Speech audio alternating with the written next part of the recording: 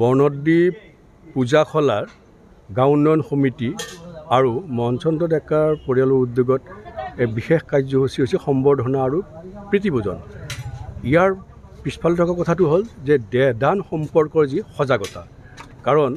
গোটেই পশ্চিম নলবাৰী অঞ্চলটোৰ ভিতৰত প্ৰথমতেই নিজৰ দেহটো দান হিচাপে আগবঢ়াইছে মনচন্দ্ৰ ডেকাই, আৰু তাৰে পিছতে আমাৰ পৰিয়ালৰ ফালৰ পৰা মই নিজেও এই ক্ষেত্ৰত আমি এটা পদক্ষেপ ল'লোঁ আৰু গোটেই গাঁওবাসীকে এই বাৰ্তাটো দিয়াৰ লগতে সমাজখনক সচেতন কৰাৰ লগতে আৰু অন্ততঃ বিজ্ঞানৰ ছাত্ৰ ছাত্ৰীসকলক যাতে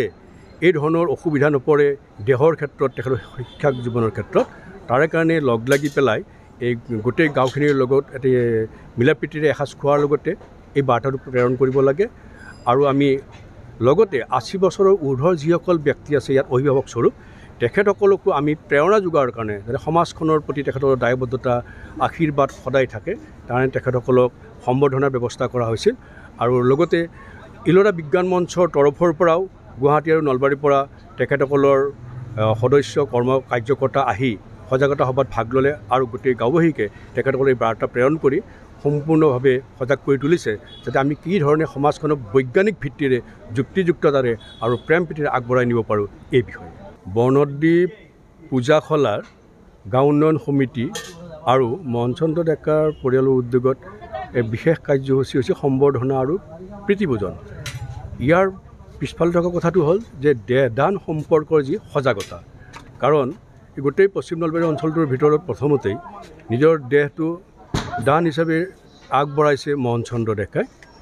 আৰু তাৰে পিছতে আমাৰ পৰিয়ালৰ ফালৰ পৰা মই নিজেও এই ক্ষেত্ৰত আমি এটা পদক্ষেপ ল'লোঁ আৰু গোটেই গাঁওবাসীকে এই বাৰ্তাটো দিয়াৰ লগতে সমাজখনক সচেতন কৰাৰ লগতে আৰু অন্ততঃ বিজ্ঞানৰ ছাত্ৰ ছাত্ৰীসকলক যাতে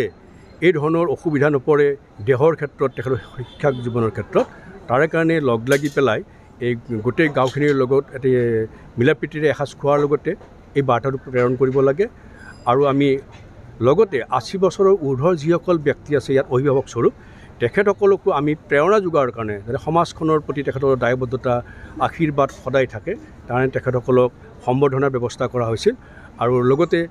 ইলোৰা বিজ্ঞান মঞ্চৰ তৰফৰ পৰাও গুৱাহাটী আৰু নলবাৰীৰ পৰা তেখেতসকলৰ সদস্য